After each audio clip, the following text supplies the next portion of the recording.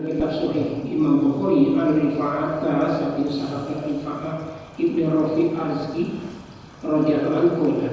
Beliau mengatakan kunna nate sapa kita yaman ing dalem suci dina iku nusul salat sapa kita para nabi ing dalem burine kanjeng Nabi sallallahu alaihi wasallam. Falamma rafa'a wa ila narikane ngangkat sapa kanjeng Nabi rasul ing sirai ustupune kanjeng Nabi dengan hadis saking rafaate kala moko maus sopo kanjeng Nabi maus ing sami Allahu liman hamidah. Habis dari ruku kanjeng Nabi itu membaca sami Allahu liman hamidah, persis yang kita baca. Namun ada sedikit aneh. Fakola moko ngucap sopo rajul mengarang siji warahu ing dalam burinya kanjeng Nabi. Tiba-tiba salah seorang makmum yang di belakang kanjeng Nabi itu membaca Rabbana walakal hamdu hamdan katsiran thayyiban mubarakan fihi. Baca dulu kata kanjeng Nabi dia mendengar. Kok beda ya? Terkenal apa yang beda dengan kita. Pada insya Allah mengindah mereka itu jalan atau mari sholat sopo kanjeng Nabi. Kalau mau takon sebagai kanjeng Nabi tak pernah kemana? Ikut sopo al-mutakallim bukan orang bodoh. Hati yang membaca bacaan itu tapi siapa yang kita baca siapa? Ustaz menjelaskan di dalam tausiah bahasa apa yang tadi jawab. Sama dengan selini Ustaz termakruh yang membaca itu dia diam. Kan yang kami menunggu jawab. Beliau apa sampai jawab? Qala ana. Lalu kanjeng Nabi, saya lagi membaca. Dia mungkin nonton duduk sekti. Kenapa? Yang dibaca itu tidak sama dengan teman-temannya. Teman-teman kan Rabbana lakal hamdu mil'us samawati wa bil ardi dan seterusnya. Itu. Dia enggak nilai dewi. Nah, kanjeng Nabi tidak marah. Qala ngendikan sapa kanjeng Nabi, roa itu ningali sapa ingsun bid'atan ing kunjul pasali senang 60 apane malakan malaikate yang padiruna kang foto disi-disian sapa malaikat ayu ing dene malaikat iku yakubah nyatet pahale nyatet pahalane sapa malaikat ing macan mau awal ing di ingkang kawitan. Kata kanjeng Nabi, tapi ketika orang ini membaca Rabbana walakal hamdu hamdan katsiran dan mubarakan fi, saya kita lihat oleh orang itu 30 lebih malaikat mencatat pahalanya. Wakil pahalanya. Senang dia. Cukup video lain lagi.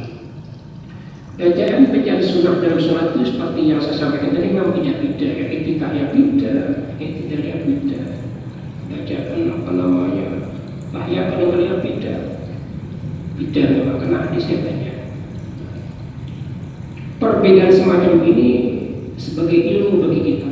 Nah, kita cukup mengamalkan apa yang sudah kita ajari oleh guru kita atau orang tua kita, yaitu walaupun ini mengatakan lexing ini justru dicatat oleh malaikat dulu, malaikat yang biasanya kayak tercatat.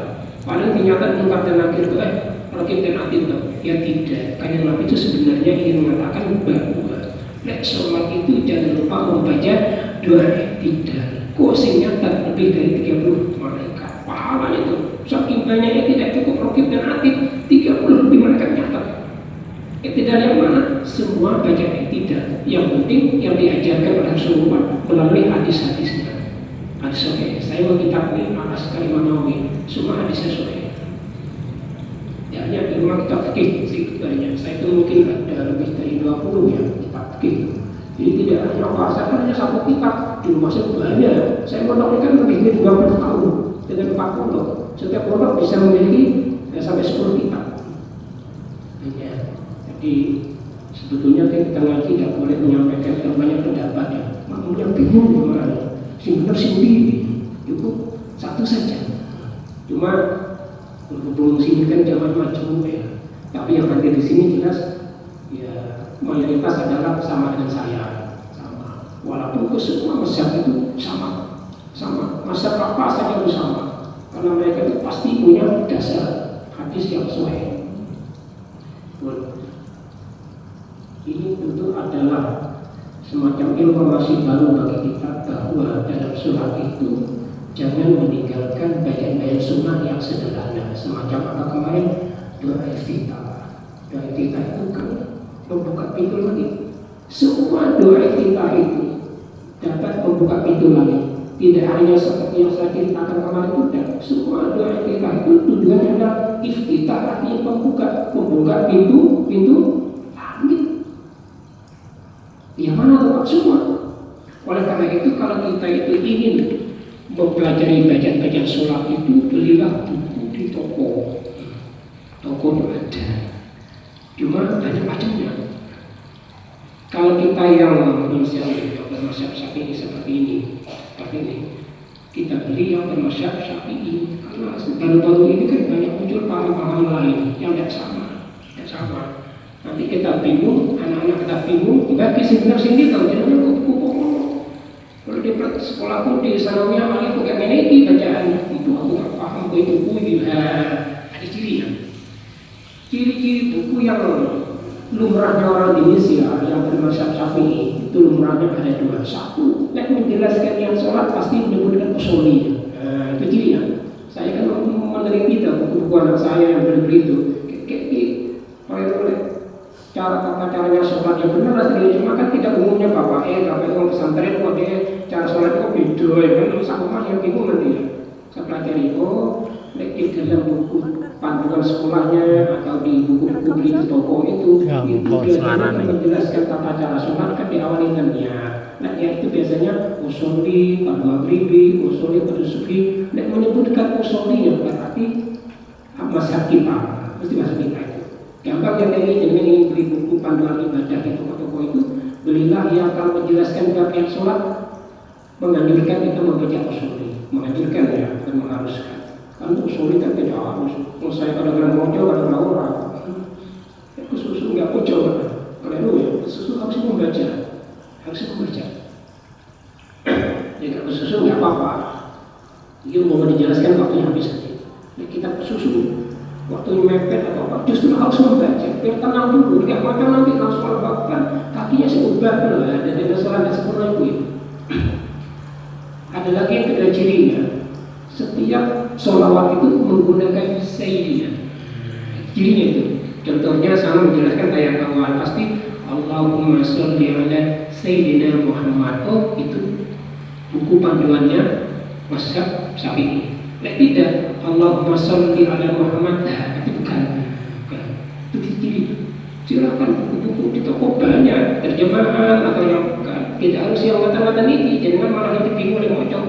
Kok tulisan dan harokat yang mocok tuh ya terjemahannya katanya lah sesuai dengan terjemahan atau buku yang di toko itu sudah saya tidak meneliti buku-buku itu di toko-toko. Pokoknya ciri cuma dua. Yang menjelaskan yang ada sunnahnya, yang menjelaskan banyak ayat Allah dan terakhir pasti menggunakan sayyidina. Itu buku yang siap diamalkan.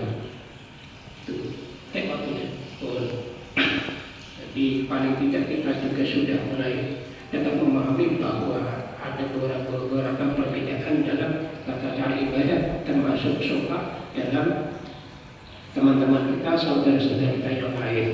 Kalau saya perhatikan itu semuanya benar, cuma kan kita menyesuaikan dengan itu bacaan seperti apa. Ulang terus yang itu yang kita ikuti. Adapun yang lain-lainnya itu ya sebagai tambahan ilmu bagi kita. Karena panjenengan ada sholat di luar itu beda-beda. Sebut bismillah, itu tidak. Alhamdulillah, rabbil alamin. Kalau ibu nggak pakai bismillah, siapa orang ini lah? Bingung tak ya? Ayo, bingung apa terjadi? Saya sering mengalami macam itu. Tapi sekarang imamnya yang membaca doa kita. Ujung-ujung Alhamdulillahirabbil alamin. Imamnya dapat bismillah. Bismillah kan salah satu ayat Quran. Berarti imam tak sahih wis tak mau merokok lagi salat dhewe. Itu apa? Ikut saja imamnya. Kok saja sah itu. Kenapa sah? Orang yang tidak membaca bismillah itu pasti membaca bismillah namun tidak banter. Karena dalam masa-masa yang saya perhatikan itu hampir semuanya membaca bismillah. Cuma mereka itu tidak banter. Kok kenapa? Dalam hadis-hadis sahih itu ada dua versi. Kanjeng Nabi kadang